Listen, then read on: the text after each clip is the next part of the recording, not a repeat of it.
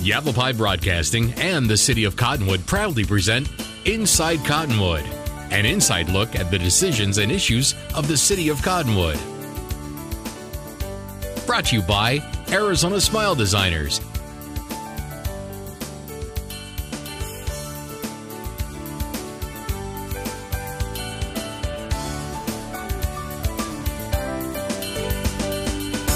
To steal a line from the American rock band The Guess Who, disc golf is the new Mother Nature taking over here in Cottonwood. Good morning and welcome to Inside Cottonwood, Parks and Recreation Edition.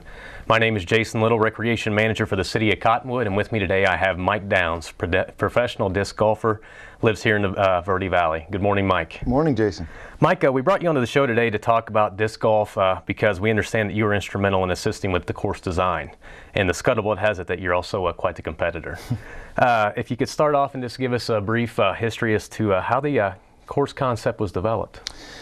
Really, we wanted to incorporate the natural landscape into our course design, and Cottonwood is great. The Riverfront Park is unique in that it's a rich riparian area, and that's something that you don't find too much of when you travel around Arizona. So we wanted to incorporate the cottonwood trees and kind of the unique landscape that Riverfront Park holds for us. So that's really what we tried to use when we developed the course. That's great. I'm sure with like anything else that there's a lot of trial and error when you're developing a concept like this. Who was the visionary? Who had the design? How did you guys take it from your mind, put it on paper, and then put it out there in the riparian zone? Trial and error, absolutely correct on that one. Lots of walking the course, actually. Paul Werzer was a gentleman that moved to this area from Baltimore, and he was he found that there was no disc golf in the area and he really wanted to change that. So he went to several city council meetings and really kind of got the ball rolling with that. Once it was approved, Paul, Marshall Martin, and myself walked the land for the course several times before we even came up with a concept for the disc golf design. And we just really tried to, like I said, incorporate the trees, the native landscape of the area, and so that took a few walks around the landscape before we had a good idea of how the course was going to flow the first 9 holes. Now, this isn't on my sheet, but I mean, do you just take a tape measure out there and do you take stakes? And I mean, do you is that how you initially started? Because I know that initially you developed 9 holes and then it's expanded, and that's we're going to get to that later here in the segment. Mm-hmm. But is that how you do it? And then do you say, okay, we need to cut this out, or how does it work? I mean, you're kind of right. Yeah, actually, our tape measure is our discs. So once we've played enough times, we kind of realize how far we can throw a Frisbee. And, we sort of design a hole with a concept of a hole in mind, whether it's to go left to right or right to left, or to avoid a particular tree. And then we throw that hole several times before we figure out that it's going to be the one that we want to use. So, yeah, you're right. Okay, initially, like I said, 9 holes were developed. What prompted the expansion? Need for more holes, basically popularity of the sport really took over. As soon as we introduced it into the area, we found that there were several people on the course day after day, and 9 holes just wasn't enough. So we needed to expand to 18. Not to mention 18 holes is your traditional competition style course. So we also look forward to running disc golf tournaments at our facility. So that was really the need for the expansion right there. Okay, and I'm also not familiar with this. Is it all on city land, or is some of the course on state park lands? It's mostly on city land, and we tried our best to stay on city property. There is one tee pad that we have on state park land. They're nice enough to let us keep it there. But most of it is on city land, and Riverfront Park has been great with helping us develop the land for a disc golf course. Okay, if you could, historically speaking, if you could take us back to the beginning, and you're out there throwing disc, you're pinpointing where you're going to put holes, all the obstacles that's going to be, included into that hole. How long did the process take, one, to do the first 9 holes, and then secondly, to complete the expansion to 18? The process for the first 9 holes obviously took a little bit longer because there was a lot of clearing that had to be done, a lot of brush needed to get out of the way, and some, dead branches, trees, limbs, things like that. Beyond that, the development for the course really started way back in about October of 2010. And the course was actually installed about 3 months later, after we had the conceptual design and the city had come out and approved it with us. actually the city was really helpful in getting this whole project started, and a lot of city workers were out there helping us install the course. And you know, in most areas you'll find that there's a local disc golf club or a group of disc golfers that work alongside of a city department, but you know, the Cottonwood Parks and Rec and City Department really kind of helped push this forward, and the course was installed just a month or so after the design. And then the 18-hole expansion, the extra 9 holes, we came up, you know, after we were playing the course, the original 9-hole course, we kind of would walk off course a little while and, you know, search for new holes. And after we had found our potential other 9 holes, again, we had a city representative come out and walk the course with us. And we were, you know, approved. And then again, the city had the extra 9 holes put in within 3 days after that conceptual design was laid out and approved. Wow, that's amazing. So just amazing to have that much help from the city, and we thank them for it. Well, that sounds like quite the laborious task. It is. So essentially it was just volunteers and people who work for the city then. That's great. Did you guys have to work with other course designers? I mean, I know you're talking about, you know, the 3 of you, and I know that you guys, but did you work with other course designers from Flagstaff, Prescott, or anywhere else? Not really, no. The 3 of us are from 3 completely different areas, and so we've seen a lot of different disc golf courses, different types and lengths and shapes and sizes of disc golf courses around the country. So we kind of use that influence to help us come up with our design. I'll use that to kind of segue into my next question. Okay. Did you guys take any ideas from other courses then? I mean, you're from, you said Delaware, and then you said, I think you said that another individual was from, Paul was from? Baltimore. Baltimore. Well, that's where he came from. Yeah. Okay, so did you guys take any of those ideas and? We did. It's kind of a common concept with a disc golf course to have a certain number of holes that move from right to left, and then a certain number that do the opposite from left to right. You also want to be mindful of your distances, nothing too long, nothing too short. So there's kind of a general concept or layout when you're thinking about disc golf design, and we sort of tried to stay on that path as well as use our native landscape. So we kind of used a combination of a couple of tactics there. Good answer. How is the Cottonwood course different from other courses? Like I said earlier, the rich riparian area offers a totally different habitat for a disc golf course around here. Cottonwood trees are something you don't find around the rest of the state, as well as the native plant life of the desert landscape, the desert willows and the mesquite trees and things like that. So really that poses a unique challenge on its own right there. Also, not to mention the elevation of Cottonwood, being around 3,500 feet or so, that elevation actually adds a bit of difficulty too. Discs tend to fly differently actually at different elevations. So, I didn't know that.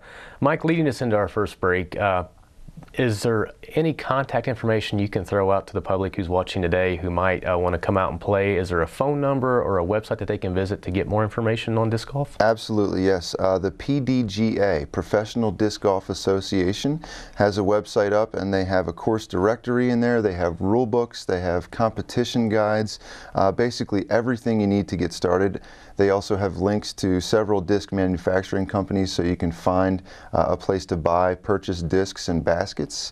And here locally, actually, the Verde Valley Disc Golf Club has a Facebook page. So if you search for VVDGC on Facebook, you should find us there.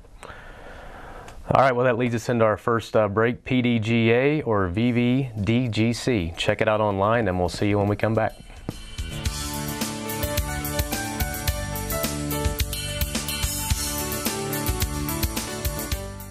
Care Bear Childcare has the right childcare for your family because families today have so many needs. They have great hours, 5:30 a.m. to 6 p.m., and they're open on Saturdays. Care Bears features infant and toddler programs and also have preschool, before and after school care with transportation to most schools, and they even provide all the meals. Care Bear Childcare Center, behind the House of Ruth on North 12th Street, Cottonwood.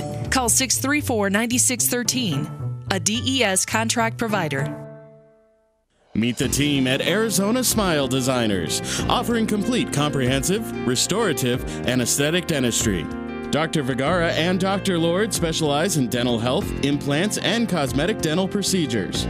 Expert staff and state-of-the-art equipment bring forth the most from your smile. Dr. Ripplinger conveniently comes to Arizona Smile Designers for oral surgery and complicated procedures. Visit Arizona Smile Designers at 350 South Willard in Cottonwood. Insurance and new patients are welcome. Call 634-8610.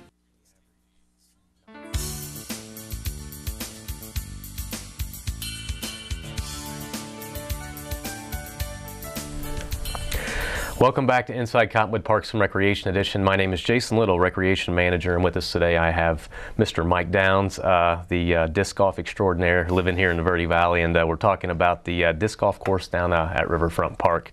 Mike, welcome back again. Thank you, Jason. When we left, we were talking about the Cottonwood course and how it's different from other courses, and you briefly mentioned the riparian area.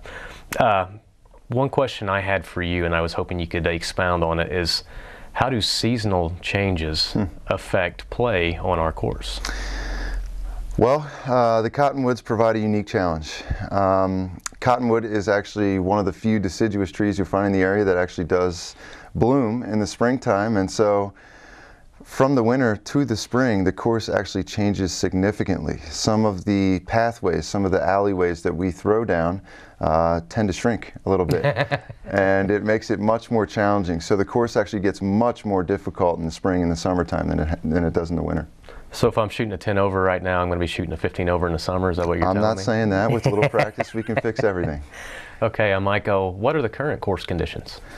Currently, it's in perfect shape. It's a little dry out there right now, but that's quite all right with us. And like I said, the trees are in bloom, so it is starting to become a much more challenging course. We're starting to see a lot more disc golfers out there, which is great. We're starting to see the exposure really enter into the Verde Valley. And so the course is crowded, but it's in great shape. The city's added some new recycling cans, so we're now, we have trash cans and recycling cans on every other hole. We have benches on almost every other hole, so we're in great shape, and we really have the local club and the city of Cottonwood to thank for that. This isn't something that you and I discussed, but I noticed that when you go down there, it seems as if the people who play really take care of the course. Is there a lot of daily maintenance that's involved in upkeep and keeping things kempt? It's not necessarily daily maintenance. It's just whenever we see a potential problem or something that comes up, we take care of it. You know, we really thank the city for everything that they've done, but it really wouldn't be in the condition that it's in if it weren't for the local club members and the disc golfers in the community. It's our love. You know, it's something we love to do. So anything we can do to help improve or maintain the course, it's our pleasure. Now, how often a week do you play? Not as often as I'd like to. Sometimes life gets in the way, you know. But these days I'm playing a couple times a week. That's great. I understand leagues developed. When are these leagues played? What can you give me? We have a formal league on Tuesday afternoons. Currently the start time is at 4:30. Sign up will be at 4:15, and that will get a little bit later as our days get a little bit longer. It's a handicap league, which means that we do have a handicap score for each person. Basically, that is an average of several rounds or several scores that you've achieved throughout the weeks. And so your handicap is basically an average of the scores that you typically shoot. And then you compete against your own handicap. So everybody who's there of all skill levels has a chance to play and compete against each other. And so that's a great league for us. We also have some informal leagues that we run on the weekends. It's really nothing big, but we do play doubles rounds and things like that on the weekends. So anyone can participate? Absolutely. Any age level, any skill level? Absolutely. That's a question I was going to bring up later in the segment. Once again, back to handicaps. You say you play against your handicap. Mm-hmm. So if I came out and let's say I shot a 27 over, mm-hmm. the next week I shot a 20 over. Mm-hmm. When do you get to a point to where it's really hard to lower your handicap? Well, we try to, the purpose of that league is really to help people better their game. And so if that's what you did, you shot a 27 and then a 20, we're moving in the right direction already. Okay. So really the next week when you come back after those two scores, you would be 23.5. And so we really try to, get you to improve week by week by week. The more experienced players will oftentimes get grouped with the lesser experienced players, and they're available to answer questions or show them the ropes if they need to. That was my next question. The league, you briefly touched on it. I mean, the setup and things like that. But let's say I'm new. I know one or two people down there. You said signups are at 4:15. You come down, and let's say you want to play with specific people. Now, is it a blind draw when you guys get it? Do you intentionally pair a more seasoned player with someone new, or can you request to play with someone you may know? I mean, how does that work? We usually do a blind draw, but we'll take requests. If it's your first time, you're a little nervous to play with, some folks that you've never met before, that's not a problem. We'll pull some strings and we'll make it happen. That's great. Can anyone play disc golf? Absolutely. Yeah, anybody can play disc golf, regardless of gender, age, skill level, any of that kind of stuff. Everybody is welcome to play.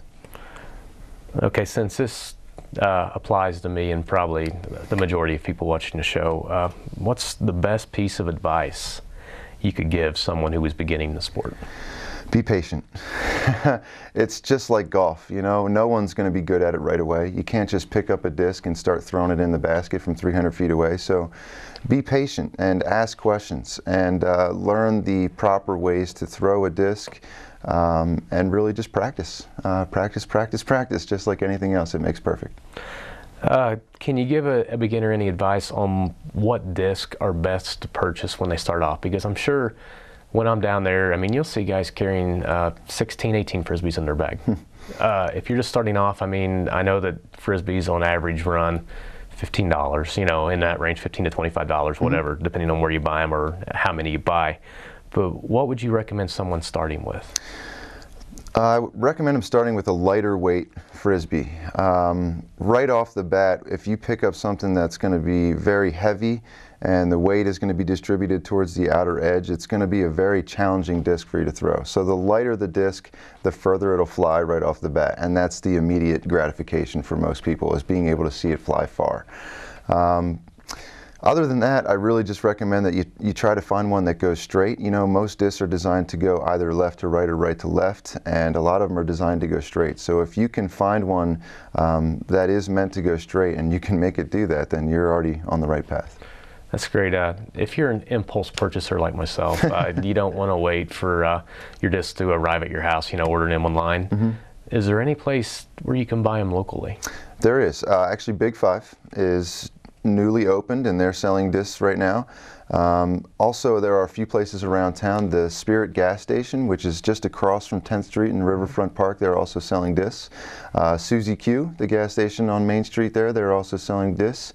And you know, there's always the online option, and of course if you come to our league on Tuesdays, we have discs that you can purchase there as well.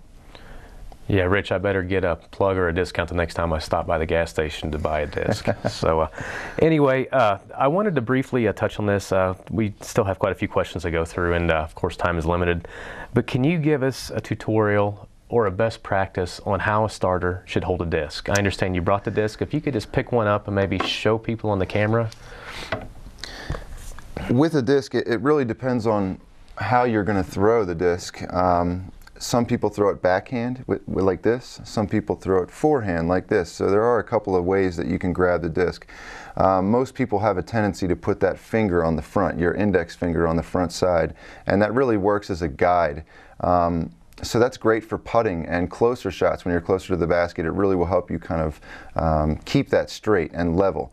But when we're throwing for distance, we're actually going to just grab it like this, really nice and tight. And so that way, there actually will be a created friction off of your index finger and the rest of the fingers, which will create more rotation and further distance. Likewise, if you're going to be throwing forehand, most people grab it with two fingers like this. And that way, you will create that opposite friction again, which will create the disc to go farther. Okay, that leads us into our second break. We got plenty more demonstrations coming up, and great show. We appreciate Mike being here talking about disc golf today. Once again, Mike, can you give us two websites if you have any information that you'd like to pick up on disc golf? Absolutely. The PDGA website is pdga.com. That's the Professional Disc Golf Association. And you can see us here at vvdgc.com. Don't go away. We'll be back with more disc golf.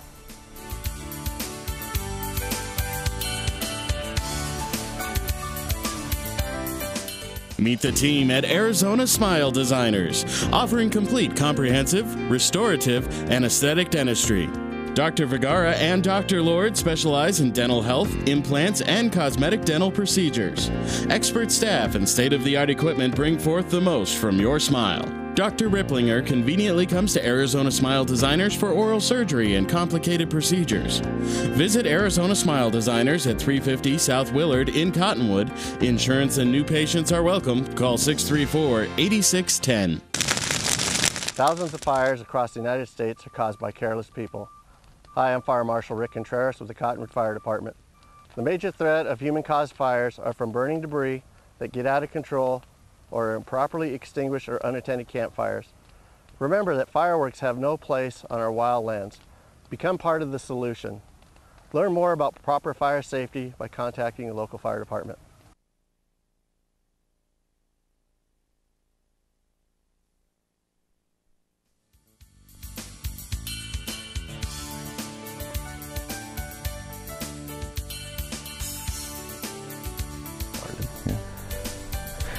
Good morning and welcome back to Inside Cottonwood. Jason Little, Recreation Manager here with Mike Downs, professional disc golfer here in the Verde Valley, and I'm sure you play regional tournaments as well. He does have day jobs too, so that's just his title for the show today.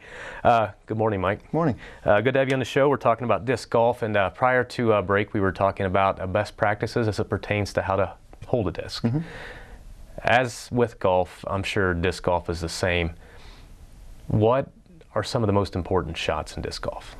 I mean, I know a lot of people want to get there and just throw it hard. Mm-hmm. Can you give us some strategy? There's an old saying, you got to drive for show and you putt for dough. Putting is always the hardest part of the game, and that is where you score. It's one thing if you can throw it far and get it close to the basket, but it's another thing if you can't put it in there. So that's the most important part of the game is putting and throwing the putter into the basket. Does the sport disc golf require an individual to have a lot of strength? Not necessarily, it's all technique. You'll find that a lot of the players in the game actually aren't these big muscular bodies. They're actually more slender, lanky bodies, and they will use that to their advantage, you know. Flexibility really helps. It's not really strength, it's more flexibility than anything else. I'm going to be kind of selfish since I have Mike on the show here. I throw a lot of sidearm, mm-hmm. And I can get a lot more distance as opposed to when I throw backhand. Mm-hmm. How can you increase your strength? There are some Weightlifting exercises you can do. Really what you're trying to build is these lat muscles over in here. That's really where a lot of your power will come from. But really being able to throw far is more a reflection of how quickly your arm gets from point A to point B. So arm speed and torque, twist at the waist is really where you'll gain a lot of that distance. I was talking to Brent Kenny briefly, and he said that you participated in a tournament out in Phoenix. It was for professionals. Mm-hmm. He said there was a 14-year-old kid down there who could throw the Frisbee like 500 feet. That sounds about right, maybe more than that. Is that this an anomaly, or can a normal person, what's a normal person throw a Frisbee? A professional, normal professional probably throw a disc somewhere in the range of 400 to 450 feet. If we're really trying to unleash one, you know, 500 is about a max, although I've played with players that can throw over 700 or 800 feet. Again, it really just depends on the technique and how you are gripping and throwing the Frisbee and getting your wrist to come through with that snap. Okay. Something I would like to have you expound upon again, just to maybe provide some more clarity. How does a handicap even a playing field again? It's a true reflection of your consistent average of your score. And so what we do is if one player has an average of 4 under par, he's playing against his average every week, where a person with an average of 4 over par is playing against his average every week. And so if this person that's 4 over par shoots a 3 over par, they are now 1 under their handicap. If the person that's 4 under par shoots a 3 under par, they're 1 over their handicap. So the person with actually the worst handicap would win that week. So it really levels out the whole entire playing field. You're playing against your own score, not against everybody else's. I hate to use you as an example again, but I will since you're on the hot seat here. For someone who has a 9 or a 10 under handicap, how do you improve upon your game? I mean, because now you have the course down. I mean, are there specific holes that you look, I mean, to where you can, you know, maybe take advantage of something, or how would you improve? There are some specific holes that, you know, we can always practice. Sometimes they give us trouble over and over again. Really what I try to do and where all my practice is focused is with my putting. And actually I have a practice basket in our backyard, and we do a lot of practice putting, and that's, like I said, that's really where you score in the game. So kind of when you get to that 8 or 9 under area, the area that you improve the most is when you make your putts. I'm going to be somewhere near the basket, hopefully, on most holes. So if I can convert and make my birdie on those holes, then that's where I improve. So are you close to the basket after your first throw? Not always. Not always. Sometimes I'm closer to a tree. What is course par for the course down at Riverfront? Par is 54, and most courses you'll find around the country are using a par 54 course. Now that is a par 3 on every hole, and that is a suggested professional par. There is a recreational par of 72, which ends up being an average of a par 4 on every hole. It's becoming more popular around the country to design courses that are utilizing par 4s and par 5s. So I've actually played some courses that are par 68 and par 70, just like a normal golf course. So you're talking, what, 700 feet from launch to basket? I've played over 1,100 foot holes before. Wow, that's very phenomenal.